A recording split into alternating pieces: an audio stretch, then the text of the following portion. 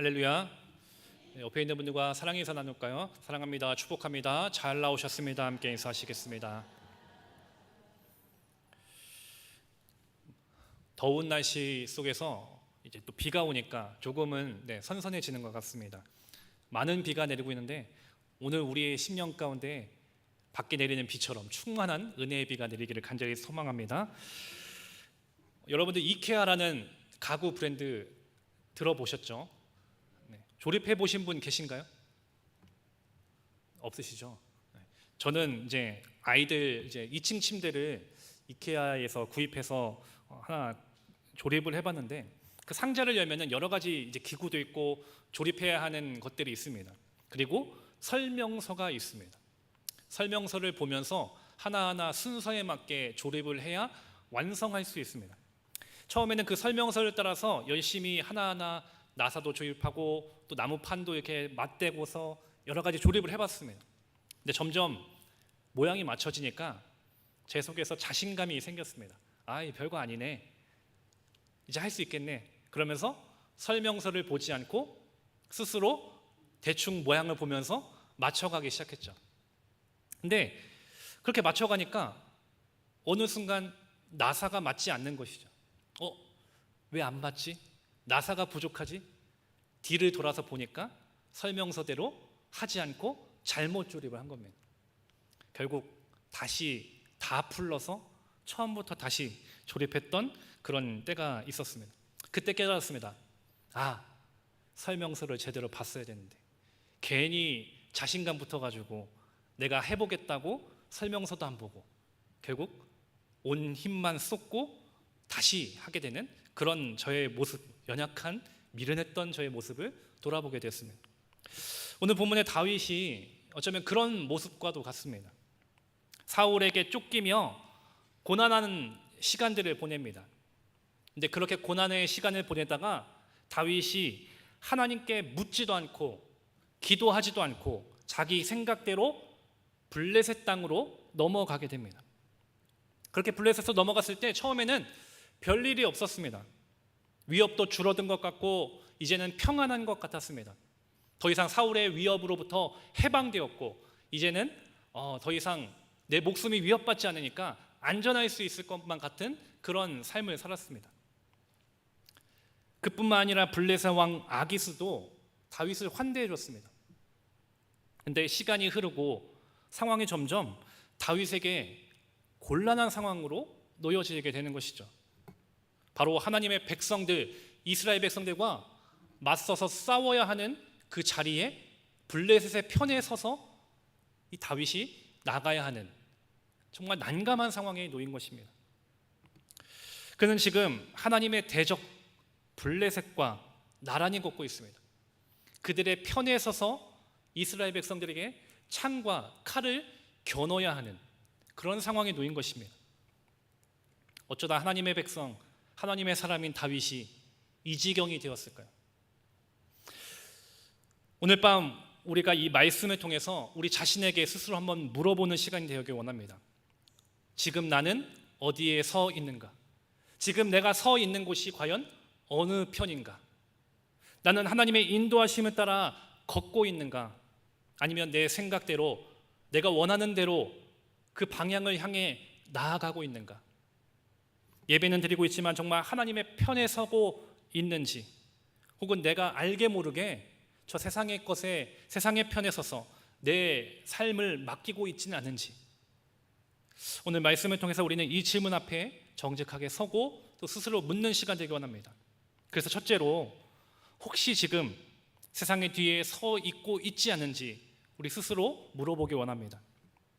오늘 보면 1절과 2절 말씀, 1절과 2절 말씀을 한 목소리로 함께 읽겠습니다. 블레셋 사람들은 그들의 모든 군대를 아벨에게 모았고, 29장 1절 말씀 다시 한번 한 목소리로 함께 읽겠습니다. 블레셋 사람들은 그들의 모든 군대를 아벨에게 모았고 이스라엘 사람들은 이스라엘에 있는 샘 곁에 진쳤더라. 블레셋 사람들의 수령들은 수백 명씩 수천 명씩 인솔하여 나아가고 다윗과 그의 사람들은 아기스와 함께 그 뒤에서 나아가더니. 아멘. 이 짧은 구절을 보면서 제가 그동안에는 제 눈에 보이지 않았던, 이번 말씀을 준비하면서 보이지 않았던 그런 문장들이 들어오게 되었습니다. 2절 후반부에 보면은 이런 표현이 있죠. 다윗과 그의 사람들은 아기스와 함께 그 뒤에 나아가더니. 이 짧은 말이지만 어쩌면 우리의 신앙에 있어서 매우 중요한 장면이 아니었을까라는 그런 생각이 들게 되었습니다. 여러분, 다윗이 어떤 사람입니까? 다윗, 하나님께 기름 부음 받은 왕입니다. 그리고 이스라엘의 앞으로의 지도자, 왕이 될 사람이죠. 하나님의 백성을 앞에서 이끌고 또 그들을 위해 앞장서서 싸워 나가야 하는 사람이 바로 누굽니까? 다윗이죠. 근데 지금 다윗이 서 있는 곳이 어딜까요? 하나님의 백성, 이스라엘 백성들의 앞이 아니라 이스라엘과 싸우고 있는 블레셋 군대의 그 한복판에서, 그것도 이방왕 아기스와 함께 그 뒤에 서 있었다라는 것입니다.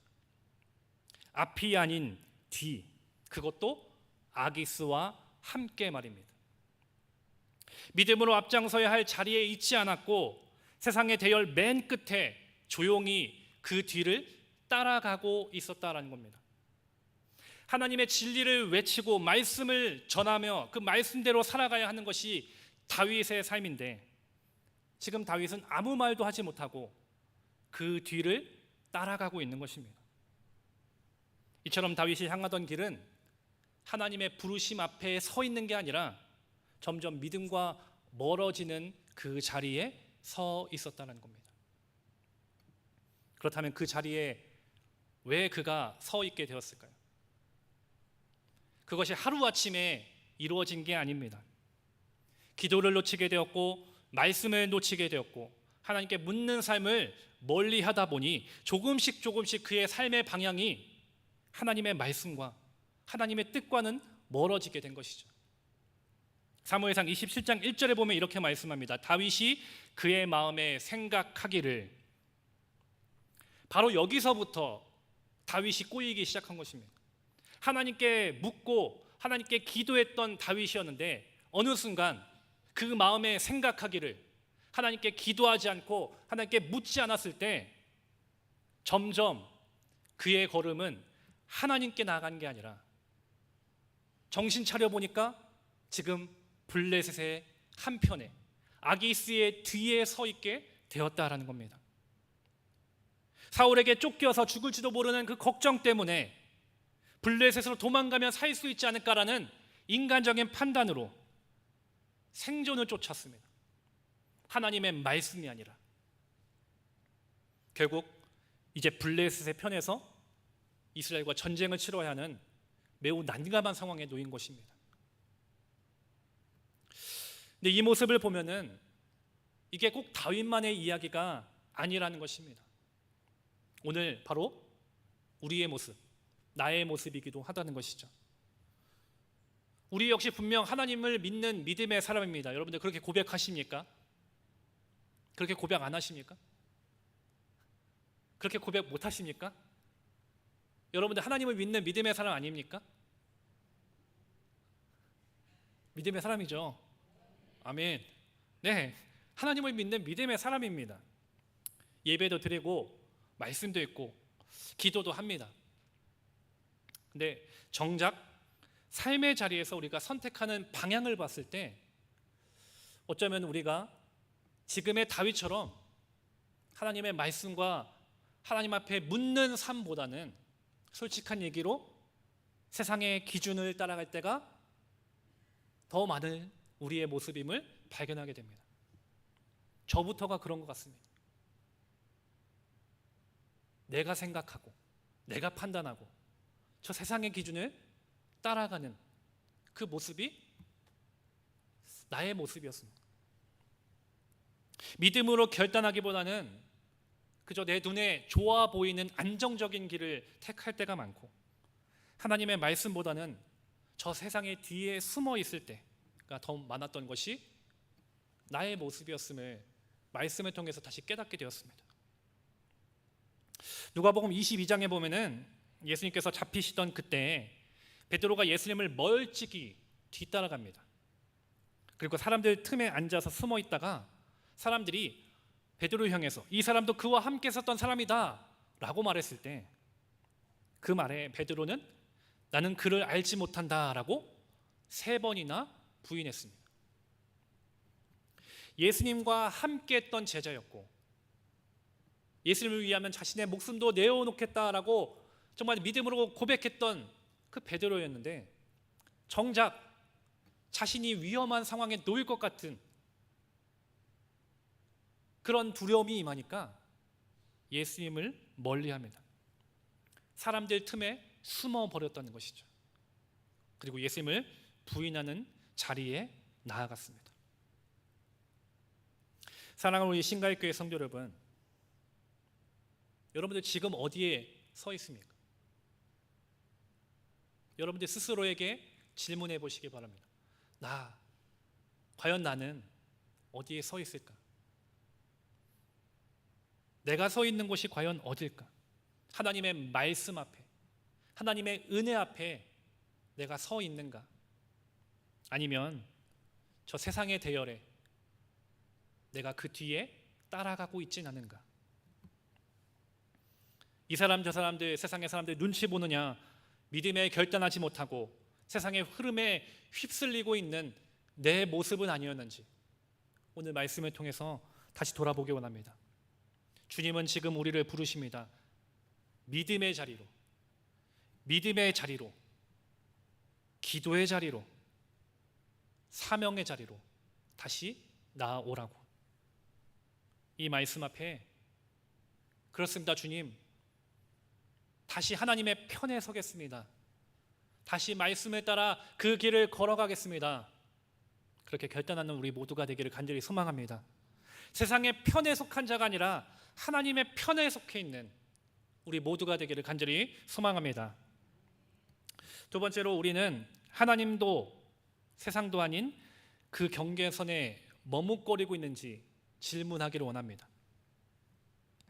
앞선 말씀에서 우리는 다윗이 이방왕 아기스의 뒤편에 서서 하나님의 뜻과는 반대되는 방향을 걸었던 그 모습을 봤습니다.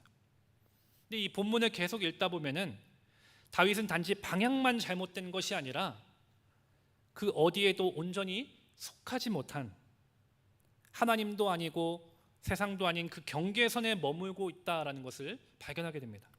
3절 말씀에 보니까 아깃은 다윗에 대해서 이렇게 말합니다. 블레셋 사람들이 방백들이 이르되 이 히브리 사람들이 무엇을 하려느냐 하니 아기스가 블레셋 사람들의 방백들에게 이르되 이는 이스라엘 왕 사울의 신하 다윗이 아니냐. 그가 나와 함께 있은지 여러 날 여러 해로되 그가 망명하여 온 날부터 오늘까지 내가 그와의 허물을 보지 못하였노라. 이어진 4절에서 블레셋 방백들은 이렇게 말합니다. 블레셋 사람들의 방백들이 그에게 노한지라. 블레셋 방백들이 그에게 이르되 이 사람을 돌려보내어 왕이 그에게 정하신 그 처소로 가게 하소서. 그는 우리와 함께 싸움에 내려가지 못하리니 그가 전장에서 우리의 대적이 될까 하나이다. 그가 무엇으로 그 주와 다시 화합하리이까? 이 사람들의 머리로 하지 아니하겠나이까? 다윗의 상황을 보니까 지금 블레셋의 편에 서 있었던 것도 아니고 그렇다고 이스라엘로 돌아갈 수 있는 상황도 아니었습니다. 어느 편에도 속하지 못하는 애매한 위치에 놓여 있는 것이죠. 이 모습은 어쩌면 하나님과 세상 사이 어느 쪽에도 뚜렷하게 서지 못하고 믿음의 결단 없이 머뭇거리고 있는 그 신앙의 상태를 보여줍니다. 이것이 바로 영적 경계선입니다. 결단하지 못하고 머뭇거리고 방황하며 끌려가는 그 자리. 그래서 믿음이 점점 흐려지는 자리고 영적인 정체성도 결국 사라지는 위험한 자리가 바로 그런 영적인 경계선이라는 겁니다. 성경은 이런 상태에 대해서 분명하게 경고하고 있습니다. 요한계시록 3장 16절에서 이렇게 말씀합니다. 내가 이같이 미지근하여 뜨겁지도 아니하고 차지도 아니하니 내 입술에서 너를 토하여 버리리라. 마태복음 6장 24절에서는 한 사람이 두 주인을 섬기지 못할 것이니 혹 이를 미워하고 저를 사랑하거나 혹 이를 중히 여기고 저를 경히 여김이라. 너희가 하나님과 재물을 겸하여 섬기지 못하니라. 신명기 30장 19절에서는 이렇게 말씀합니다. 내가 오늘 하늘과 땅을 불러 너희에게 증거를 삼노라. 내가 생명과 사망과 복과 저주를 내 앞에 두었은즉 너와 내 자손이 살기 위하여 생명을 택하고. 아멘. 이것은 단지 옛 이스라엘 백성들에게만 주어진 말씀이 아니라 오늘 우리에게 주시는 하나님의 말씀이라는 것입니다. 머뭇거리지 말고 생명의 편, 믿음의 편, 하나님의 편에 서라라는 것입니다. 혹시 지금 여러분들은 어떤 상태입니까? 믿음의 경계선에서 머뭇거리고 있지 않습니까? 하나님의 편에 선 것도 아니고 그렇다고 세상에 완전히 서 있는 것도 아닌, 이도 아니고 저도 아닌 그 경계선에 있는 상황은 아닙니까? 신앙의 이름으로 예배는 드리지만 삶의 선택은 세상 쪽으로 또 기울어 있지는 않습니까? 다른 사람들의 시선이 신경 쓰여서 또 직장에서 내가 신앙인이라는 것을 들키고 싶지 않는, 그래서 숨어버린 것이 지금 내 모습은 아닙니까? 예배하는 것보다 일이나 돈, 학업을 먼저 선택했던 것, 그러면서 하나님도 이해하시겠지 합리화하는 것이 또 오늘의 내 모습은 아니었습니까? 믿음은 머뭇거리는 것이 아니라 어느 편에 설지를 분명하게 정하는 것입니다. 그리고 우리는 결단하고 고백해야 합니다. 하나님 편에 서겠다고. 이도 저도 아닌 상태가 아닌 완전한 하나님의 편에 서서 하나님의 말씀만을 따르겠다, 그렇게 고백해야 할 줄 믿습니다. 하나님은 오늘 우리에게 말씀하십니다. 더 이상 머뭇거리지 말고 애매한 그 자리에 서 있지 말고 하나님께로 나오라고, 믿음의 자리로 선택하라고. 사랑하는 신갈교회 성도 여러분,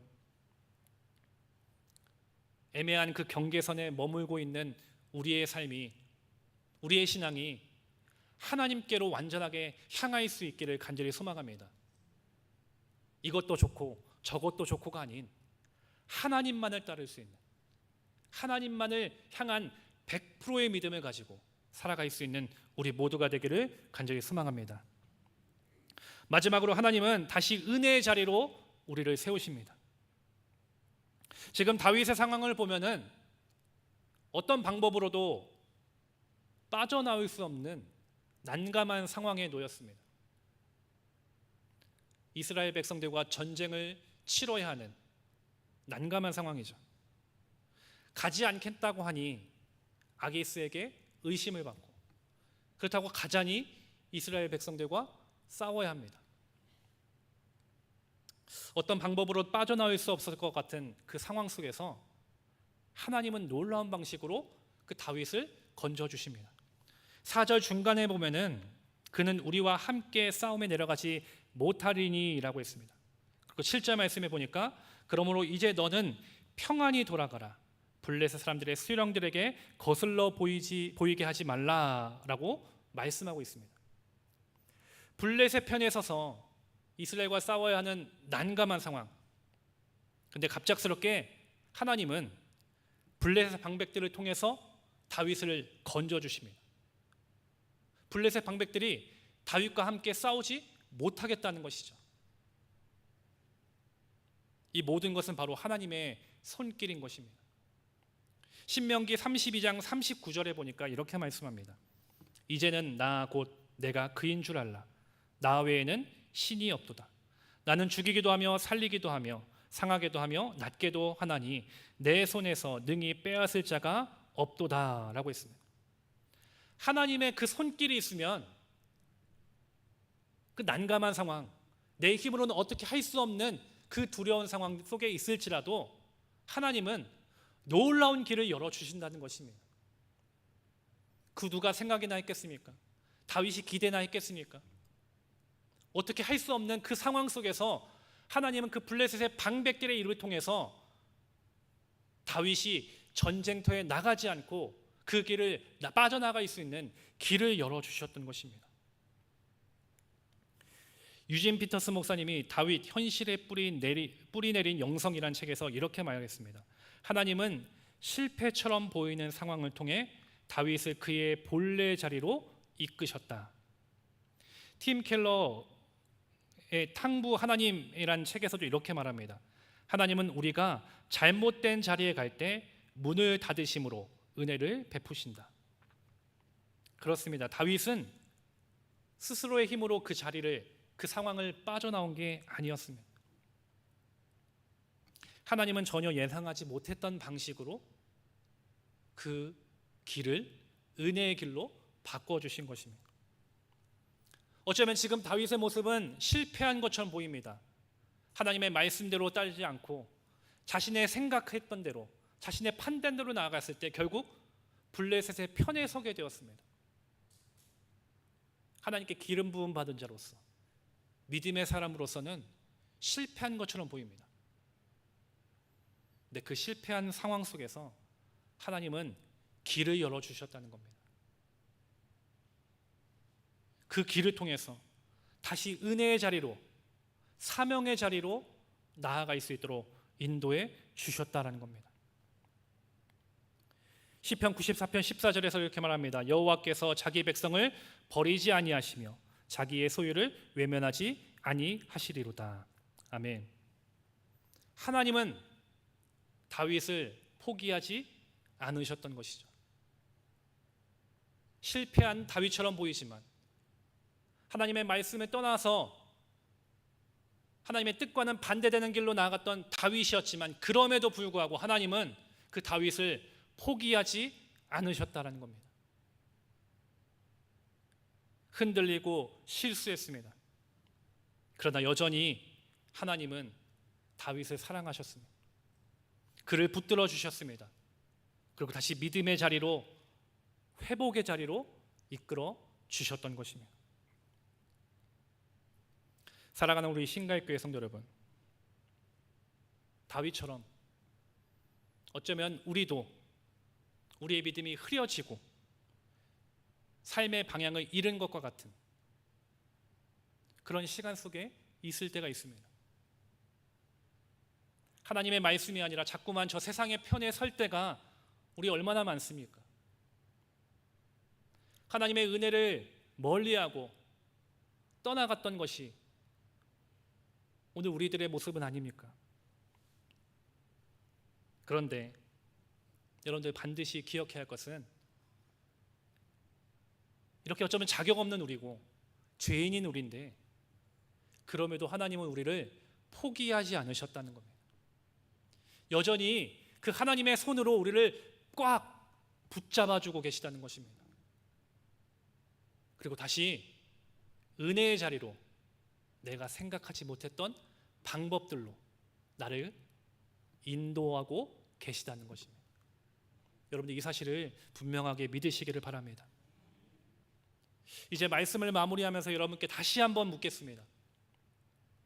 지금 여러분들 어디에 서 있습니까?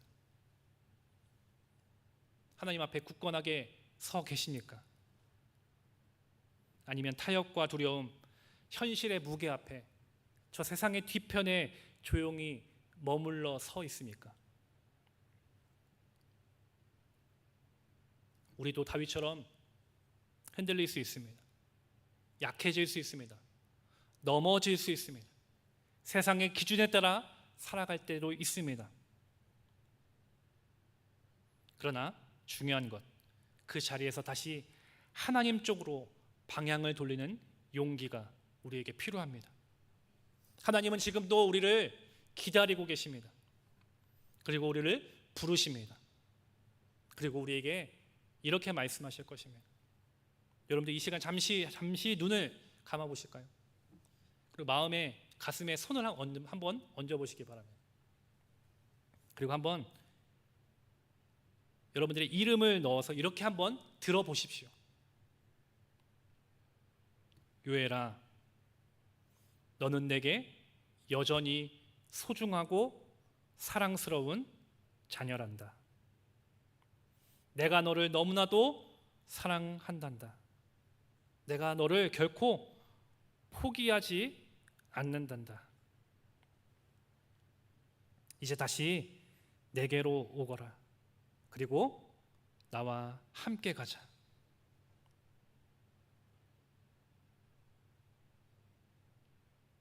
하나님께서 말씀하십니다. 여러분들의 대답은 무엇입니까? 여러분들 하나님의 그 음성 앞에 여러분들 어떻게 고백하시겠습니까? 오늘 이 은혜의 자리, 말씀의 자리로 부르신 그 하나님의 부르심 앞에, 그리고 하나님의 그 음성 앞에, 그렇습니다 주님, 내가 다시 주님 편에 서겠습니다. 다시 주님만을 따르겠습니다. 주님 손 꼭 잡고 함께 가겠습니다. 그렇게 결단하는 우리 모두가 되기를 간절히 소망합니다. 하나님은 여전히 다윗을 사랑하셨던 것처럼 오늘 여러분들을 사랑하십니다. 여러분들을 붙들어 주십니다. 그리고 여러분들과 함께 해주십니다. 그 사랑 앞에 다시 믿음으로 결단하며 서는 우리 모두가 되기를 간절히 축원합니다. 기도하시겠습니다. 꽃고정금 한근찬, 고정은, 한나윤 집사님 가정 드렸습니다. 기도하시겠습니다. 사랑과 은혜의 하나님, 오늘 말씀을 통해서 우리의 자리를 다시 돌아보게 하시니 감사합니다. 다윗과 같이 우리가 세상의 뒤에 서 있었고 믿음과 사명에서 멀어진 자리에 머물러 있었다면 주님, 이제 다시 주님 앞에 서게 하여 주시옵소서. 닫힌 문 같던 상황 속에서도 새로운 길을 열어주시고 놀라운 은혜를 베풀어 주시는 주님, 우리가 다시 그 믿음의 자리로, 기도의 자리로 돌아가기를 원합니다. 오늘 이 결단 앞에 우리의 삶의 방향을 다시 하나님께로 돌리는 그런 믿음의 결단의 시작이 되게 하여 주시옵소서. 그래서 언제나 주님과 동행하며 주님과 함께하는 우리의 삶이 되게 하여 주시옵소서. 주님 또한 귀하게 드린 손길이 있습니다. 이 귀한 손길을 기억하시고 이 가정 위에 은혜와 복을 날마다 더해 주시고 하나님과 동행하는 믿음의 삶이 되게 하여 주시옵소서. 모든 것을 감사합니다. 예수님의 이름으로 기도드립니다. 아멘.